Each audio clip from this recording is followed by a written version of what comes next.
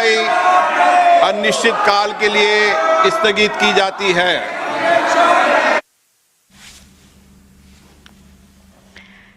तर लोकसभेचं कामकाज अनिश्चित काळासाठी स्थगित करण्यात आलेलं आहे। Events, Law and Justice and demands for grants 2026-27 pertaining to the Department of Personnel and Training. Thank you. Through Dr. L. Murugan ji. Respected Chairman, sir, with your kind permission, I rise to lay a statement regarding status of implementation of the recommendation observation contained in the third report of the department-related Parliament Standing Committee on Communication and Information Technology on demands for grants 2024-25 pertaining to the Ministry of Information and Broadcasting. Thank you. Shriman Sugandha Majumdar ji.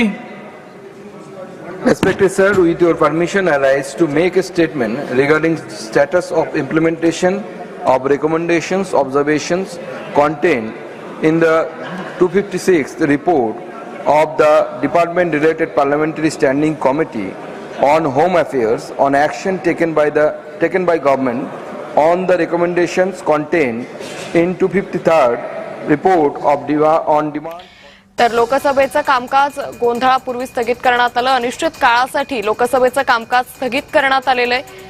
तर लोकसभेच्या कामकाजाला सुरुवात होत होती, मात्र विरोधकांनी गोंधळ घालण्यासाठी सुरुवात केली आणि मात्र त्यापूर्वीच लोकसभेचं कामकाज हे स्थगित करण्यात आलेलं आहे। आज संसदेच्या पावसाळी अधिवेशनाचा शेवटचा दिवस आहे। आजचा दिवस खरं तर वादळी ठरणार अशी शक्यता होती, कारण लोकसभेच्या कामकाजासाठी पंतप्रधान नरेंद्र मोदी असतील, केंद्रीय गृहमंत्री अमित शाह असतील, केंद्रीय मंत्री नितीन गडकरी हे स्वतः आज या पावसाळी अधिवेशनाच्या शेवटच्या दिवशी सभागृहात उपस्थित होते।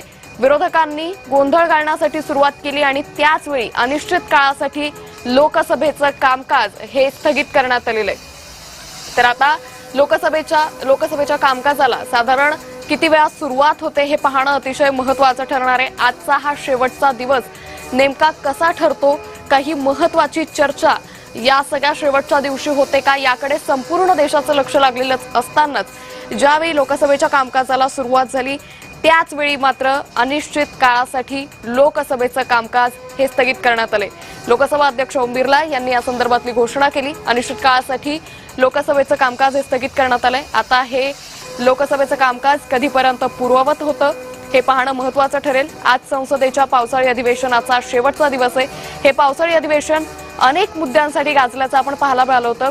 जंतर मंतरवरचं आंदोलन असेल, त्याचबरोबर राम मंदिर दानचोरी प्रकरण असेल, अमित शाह यांनीच जंतर मंतरवरील विद्यार्थ्यांवर आंदोलकांना गोळीबार करण्यासाठी परवानगी दिली होती असे आरोप असतील, विरोधकांचा सगळा गोंधळ असेल, आक्रोश असेल, या सगळ्यामुळे हे पावसाळी अधिवेशन मोठ्या प्रमाणात गाजलं होतं आणि आज याच संसदेच्या पावसाळी अधिवेशनाचा आजचा शेवटचा दिवस आहे आणि हा शेवटचा दिवस अगदी सुरुवातीपासूनच आता गाजताना पाहायला मिळतोय, कारण